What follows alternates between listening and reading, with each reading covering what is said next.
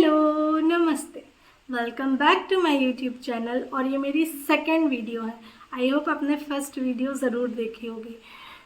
तो आज मैं वीडियो स्टार्ट करने से पहले आप लोगों से एक बात कहना चाहती हूँ कि ये सिर्फ मेरे लिए रिएक्शन चैनल नहीं है, बल्कि ये मेरे लिए इस्लाम को जानने का तरीका है कि कैसे मैं इस्लाम को अच्छे से एक्सप्लोर कर सकूँ, उसकी बारीकियों को जान सकूँ।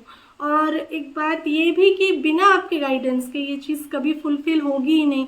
तो प्लीज़ आप लोग मुझे रिव्यू ज़रूर दीजिए मेरी वीडियो को, ताकि मैं अच्छे से इस्लाम को जान सकूँ। तो बिना टाइम वेस्ट किए आइए वीडियो स्टार्ट करते हैं। और आज की वीडियो का टॉपिक है कि कैसे अरब में जब कुरान आया तो अरब के लोगों में क्या चेंजेस आए। तो आइए देखते हैं।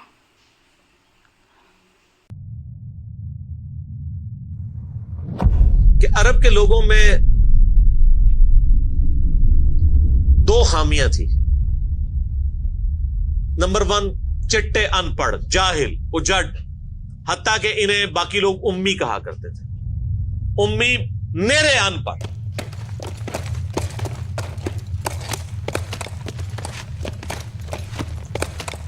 दूसरी खामी थी कि ये लोग आपस में लड़ते रहते थे। खानदानों के खानदान खत्म हो जाते थे। पानी पीने पिलाने के ऊपर झगड़ा हुआ है तो 10 साल लड़ाई हो रही है। ये दो खामियां थी। नंबर 1, चिट्टे अनपढ़। नंबर 2, लड़ाकू लेकिन आपस में। लेकिन दो खूबियां भी थी। एक खूबी ये थी कि ये टफ माहौल के आदी थे। रेगिस्तान के रहने वाले, गर्मियों में यानी इतने मुश्किल सफर करने वाले, ऊंट के ऊपर महीनों के सफर, थोड़ा सा साजो सामान के साथ। और दूसरी खूबी ये थी कि ये जब किसी को जुबान दे देते थे ना, फिर गर्दन ही कटती थी, पीछे नहीं हटते थे, चाहे किसी दुश्मन को भी जुबान दी है। अल्लाह ने उनकी ये दो खूबियां यूटिलाइज कर ली। ये जुबान दी अल्लाह के नबी इस्लाम को उन्होंने, जिसने दी, फिर गर्दन ही कटी है। और दूसरी खूबी के वो टफ माहौल के आदी थे, लेकिन लड़ते आपस में थे। अल्लाह ताला ने उनकी खामी कैसे पूरी की कि उनको एक लीडर ऐसा दे दिया जिसने सारे कबाइल को एक झंडे के नीचे जमा कर दिया। और जहालत के लिए दूर करने के लिए उनको उनकी जुबान में किताब दे दी। अब जिसने सूरह बकरा, सूरह निसा, सूरह मायदा हिफ्ज की हुई है, उसके सामने कोई क्रिश्चियन का पादरी, क्या यहूदियों का पादरी वो बैठ सकता था? जितने उनके दलाइल थे उन्होंने वो जुबानी याद किए हुए थे। तो वो लोग जो अपने आप को समझते थे कि हम बड़े अल्लामा हैं और ये उम्मी हैं, उन उम्मियों ने उनको इल्म में भी उलट के रख दिया, सिर्फ एक कुरान की वजह से। और अल्लाह ने लीडर दिया, सारे अरब कबाइल जमा हुए। वो अरबी जो आपस में लड़ते थे, उन्होंने कभी ये सोचा भी नहीं था कि अगर हम एक झंडे के नीचे जमा हो जाए तो हम दुनिया की सुपर पावर्स को उलट सकते हैं, रोमन और पर्शियन एम्पायर को। और देखें सर फिर कैसे उल्टा है उन्होंने। विद इन 17 ईयर्स हर चीज उड़ा के रखती है। सदियों की सल्तनतें, लाखों की रिजर्व्ड आर्मीज रोमन और पर्शियंस की पूरी दुनिया पे हुकूमतें कर रही हैं। जदीद असला है। और इधर ये बद्दू हैं जिनके पास ऊंट हैं, घोड़े हैं, तलवारें हैं। ना मंजरीक इन्होंने कभी देखी, ना इनके पास उस तरह के हाथी बड़े बड़े जो पर्शियंस के पास थे। बस चल पड़े, कलमा पड़ा और निकल खड़े हुए। फिर दुनिया ने देखा कि हर चीज को उलट के रख दिया। उन्हीं के असले उनसे छीन के उन्हीं को उलट दिया। वो सारी की सारी बिजली किसने भरी थी उनके अंदर? इस किताब में।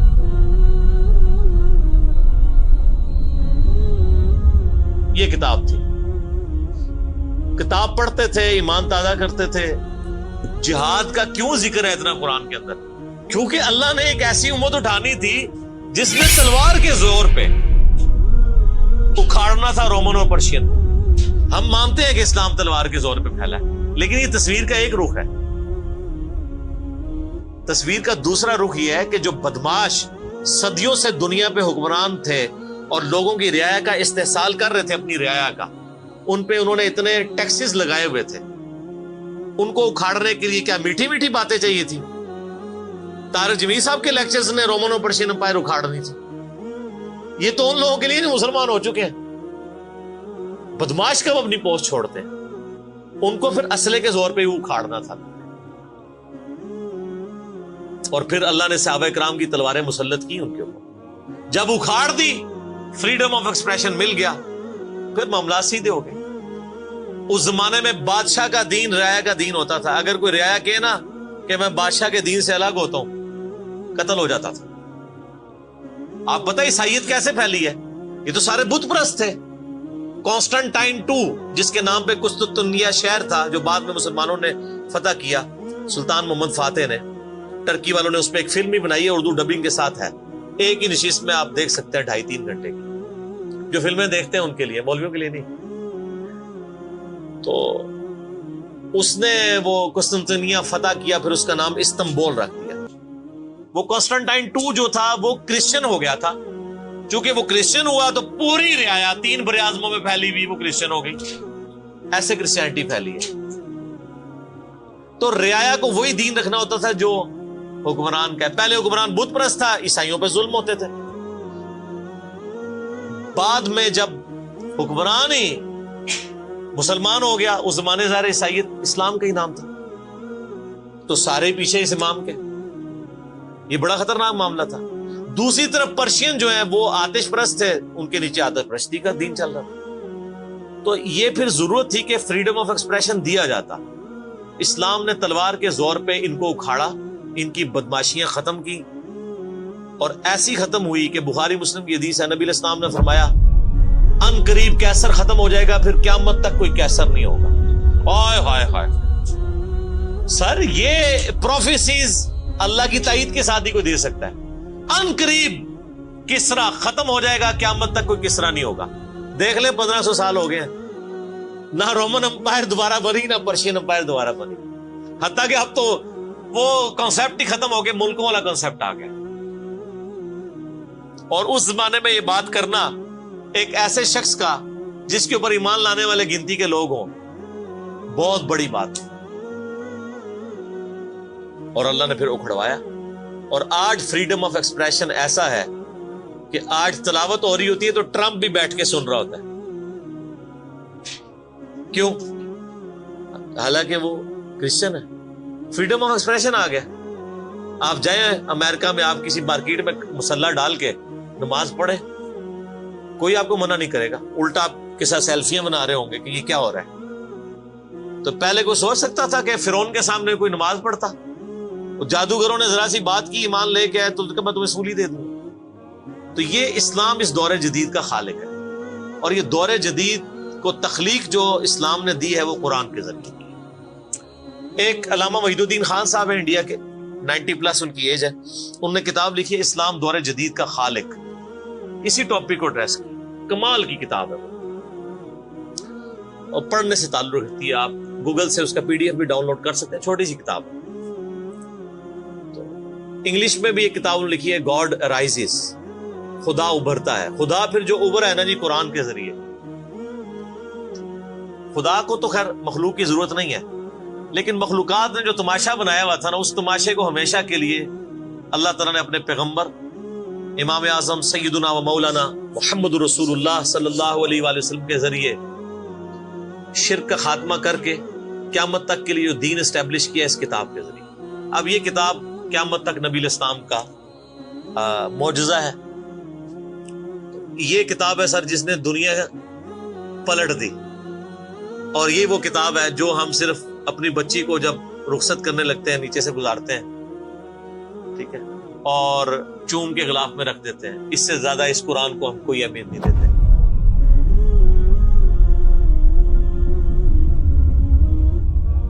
حالانکہ یہ قرآن اس لیے نازل ہی نہیں ہوا ہوا، یہ تو ہماری کتاب زندگی ہے، لیکن ماشاءاللہ ایسی سازش اسلام کے خلاف کی ہے، کافروں نے نہیں، مسلمانوں نے پوری نیک نیتی کے ساتھ جنازہ نکالا دین کا، اور ایک سلوگن دے دیا قرآن نہیں ڈائریکٹ پڑھنا گمراہ ہو جاؤ گے۔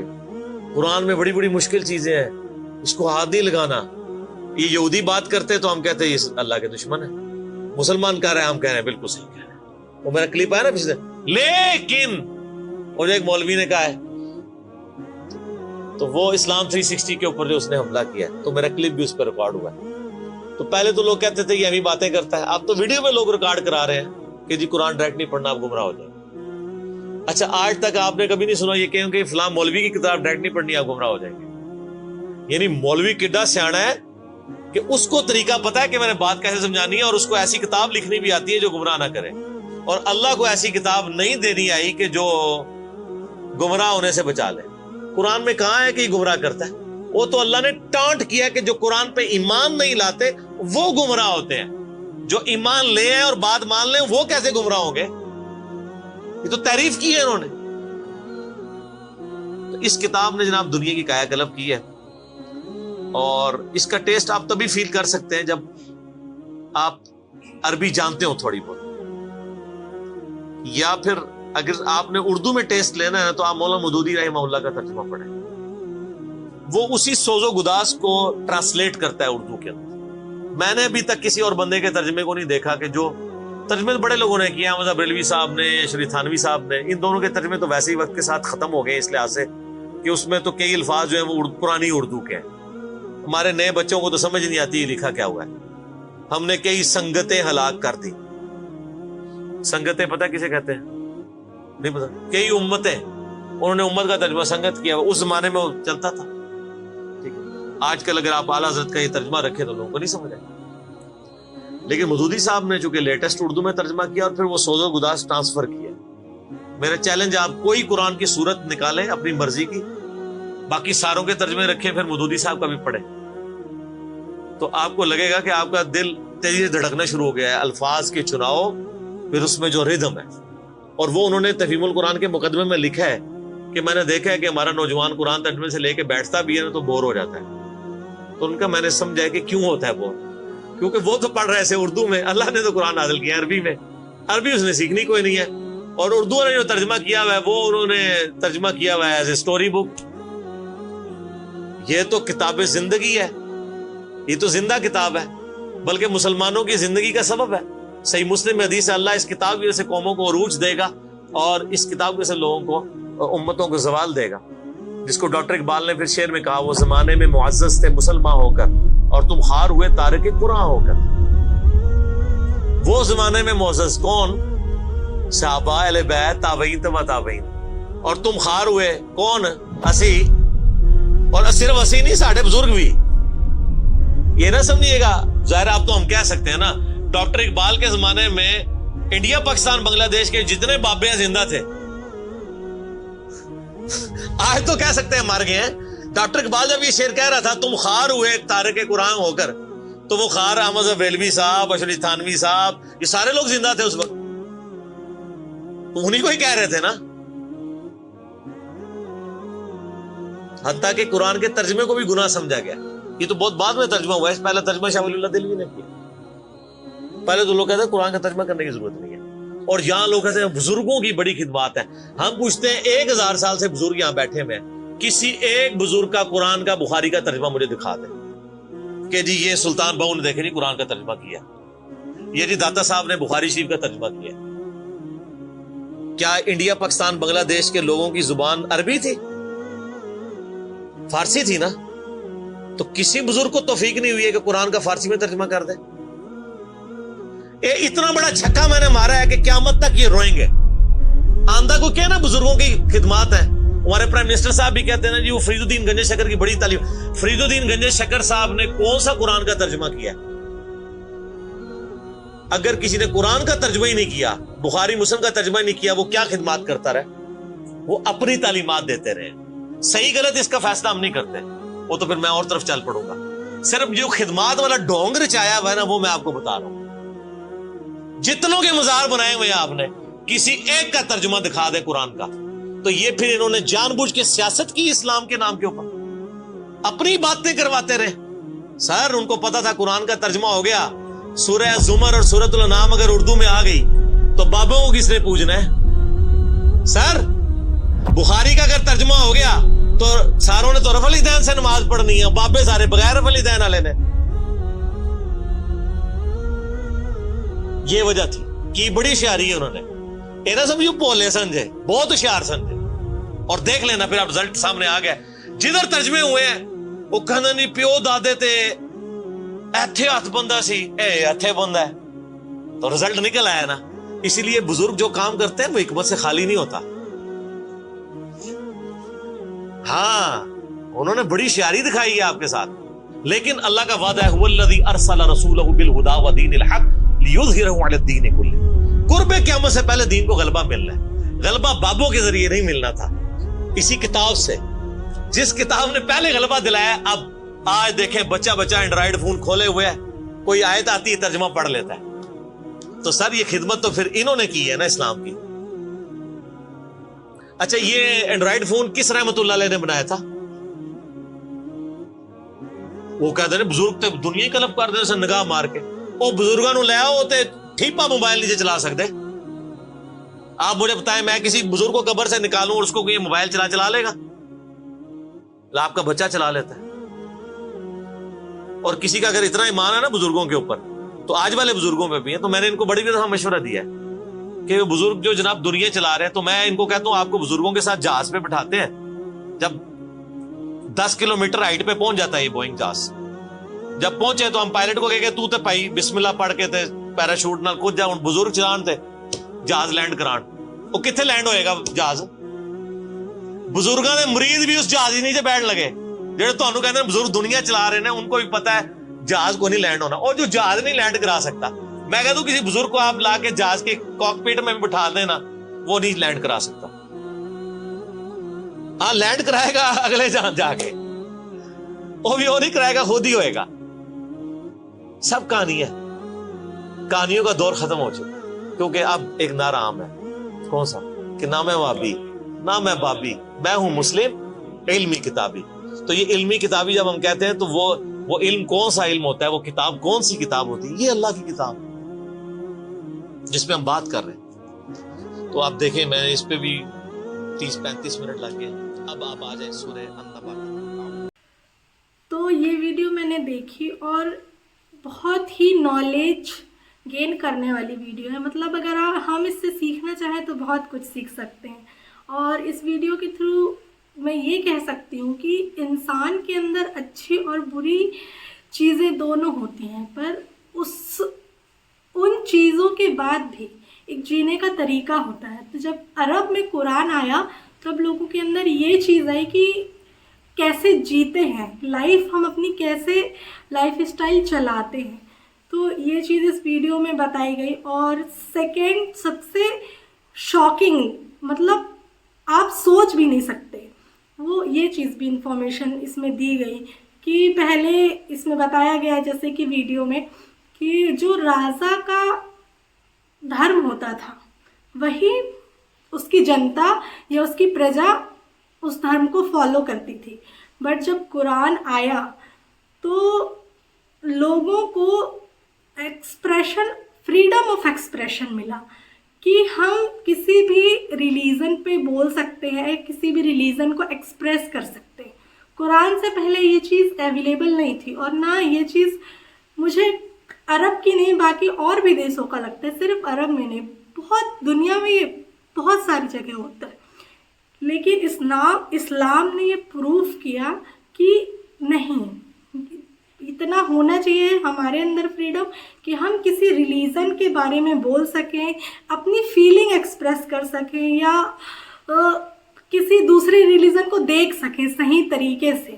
یہ اسلام کے آنے کے بعد ہی ہوا. اور آپ لوگوں سے ایک سوال ہے کہ اس میں بتایا گیا ہے کہ رومن اور پرشیا, رومن اور پرشیا کے بیچ وار ہوئی تھی. تو مجھے پلیز آپ لوگ ضرور بتائیے گا کہ کیوں وہ وار ہوئی تھی.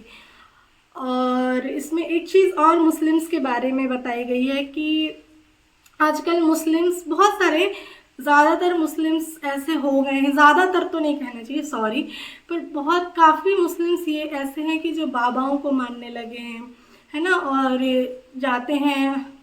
مسلمس کا کیا ہوتا ہے, وہ अरे हाँ, मुस्लिम्स के पीर वीर होते हैं ना, उनको मानने लगे कुरान के अलावा। तो इसमें अली मिर्ज़ा सर ने बताया कि आजकल के मुस्लिम्स के बारे में, तो ये चीज़ तो थोड़ी गलत है कि अगर मेरे हिसाब से, अगर मैं सोचूं तो मेरे हिसाब से अगर कुरान मतलब रब की किताब बोली जा रही है ना, इस्लाम में उसको रब की किताब बोली जाती है, तो तुम्हें प्रायोरिटी में हमेशा उसको रखना चाहिए, और वो है प्रायोरिटी, उसके अकॉर्डिंग ही चलना चाहिए। तो इस वीडियो के लिए इतना ही, और प्लीज़ आप लोग मुझे ज़रूर रिव्यू दीजिए ताकि मैं अपनी वीडियो को और अच्छी कर सकूं और अच्छे से नॉलेज गेन कर सकूं। तब तक के लिए और सजेस्ट आप मुझे कमेंट बॉक्स में ज़रूर करिएगा कि मैं किस टॉपिक पे वीडियो बनाऊं। तब तक के लिए शाइनिंग ऑफ, मिलते हैं।